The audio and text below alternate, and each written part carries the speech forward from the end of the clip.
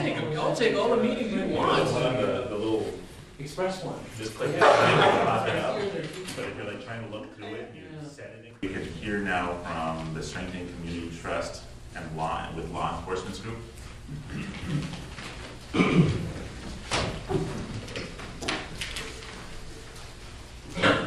Please say your names. My name is Gomez-Schempp. I work for People's Escaping Poverty Project. It's spelled SCHEMPP. I'm Scott Edward Haugen, and I'm a board leader with People's Escaping Poverty Project. Thank you for hearing us tonight. We're actually here to give you a heads up tonight about something we're working on, and we felt that it was important to bring forward to the Moorhead Human Rights Commission. About 2 or 3 weeks ago, I don't know if many of you followed the news piece on some gentlemen in West Fargo were having a loud party in the middle of the night, and the law enforcement came and stopped at their duplex, and all of them spoke Spanish, and they couldn't communicate with them, and what they ended up doing is calling Border Patrol Grand Forks, and they detained these 8 men who were actually staff workers at the a restaurant in Fargo called Casa Ramon, I think. And these gentlemen were detained, and through the conversation with the Border Patrol, it was determined that they didn't have proper documentation to be in this country, so they detained them all, and they all have been charged with illegal documents. And what this story did is that it actually is part of something we've been concerned about, and it's the concept that there's not a separation between powers between local law enforcement and federal INS departments. Some cities across the country have dealt with this, that they have looked at their local law enforcement dealing with local issues and not doing the work of the government, unfunded work with the government. And there's many other issues that go along with that are human rights issues, but what we did is that I actually called the wrong chief of police. I thought it was Fargo. I called Chief Turnus and left a message, but he called me back and he said, this is very ironic that you called me about this because all of law enforcement has met, and we've had a discussion about this about a month ago. And I can tell you, and he said, I can speak for all the departments, he said that we want separation between the federal government and local law enforcement. However, we don't have any formal policy that really dictates us to do this, but we informally tell our officers that we are not going to check immigration status of people unless it really pertains to a deeper crime. It says we're not going to pull people off of buses and check for their citizenship status. That's not the job of local law enforcement. So I said, would you be willing to meet with a group of us to discuss this and do it regionally? Meet with all the law enforcement heads, you know, at Dilworth, Moorhead, Fargo, and West Fargo. He said, sure. So what we did is we've convened a group of organizations. There's 8 organizations that have come to the table.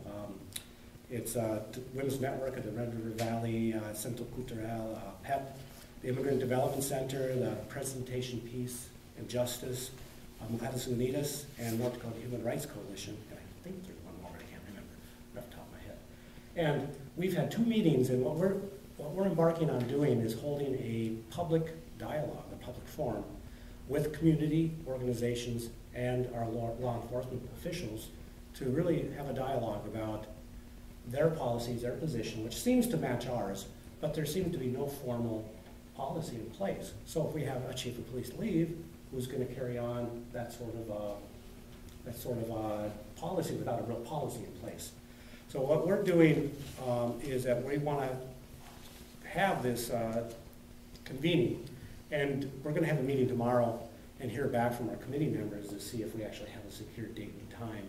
But the last meeting, when we met last week, was looked at December 9th, being the time where we would actually have a meeting. We don't know what time. We don't know where it's going to be yet. So we're actually here tonight to ask for some assistance and some support from this commission. And I'll have Scott. Trouble getting here. Is that a parade? Was there a parade the way? Extra minutes for Nate? Is that the extra minutes? Could you pass that tentative sheet to him? Yeah. Yes. Yep. How many members are on your committee? Well, I'll tell you, I'll have Scott kind of lay out what we're asking of you, and then we'd love to have a discussion. In brief, what we are asking from the Moorhead Human Rights Commission is the following. We'd like to have a member, a representative of the Moorhead Human Rights Commission come to our Wednesday meeting.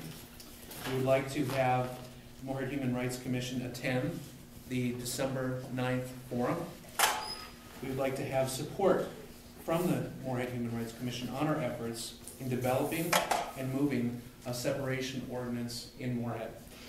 Commitment from the Moorhead Human Rights Commission would help lend significant credibility and strength to this concerted and progressive effort that involves many to help remedy these deeply alarming disparities that continue to occur within our community. Have you met with the Fargo Moorhead, or the Fargo Human Rights Commission? No, you're our first group outside of the 8 that I'm around.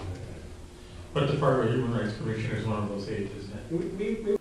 We're kind of forming our strategies as we go. Our first effort will be meeting with law enforcement agencies. Really, we're going to take some direction from them on how to move forward with what they're comfortable with and what we think should happen. So I was trying to jot down all the requests. One of the requests is a human rights representative to the Wednesday meeting. Yeah, that's allowed to do. Okay. And that's tomorrow. Yeah, 10 a.m. I'm available. I'd love to come. Could I ask a question? Yes. Okay, what's my question? Do we know what the ICE's policy is? Do they have anything they say about local police? Well, there's a section of the, I forget which act it is, it's called a 287G, which is a formal deputization of law enforcement to do the work of ICE. And North Dakota and Minnesota have no law enforcement agency that have signed on to that. Okay. Some other states have. But that's one thing that they've actually haven't done in these 2 states, and it's something we don't support. Okay, and then do we have a copy of the ordinance that Minneapolis or St. We Paul? do. Okay, And it's one of those, we looked at it and went, this is tough to bring up at meetings because it's a lot of Sure. legalese, but we got it offline, and we actually have contacts in Minneapolis who have worked on this issue. So we know some people who have actually helped that city put this in place. This has also been passed by 80 other cities too. I can't name those off, but it's stated in this document. I gave it. Yes. Huh.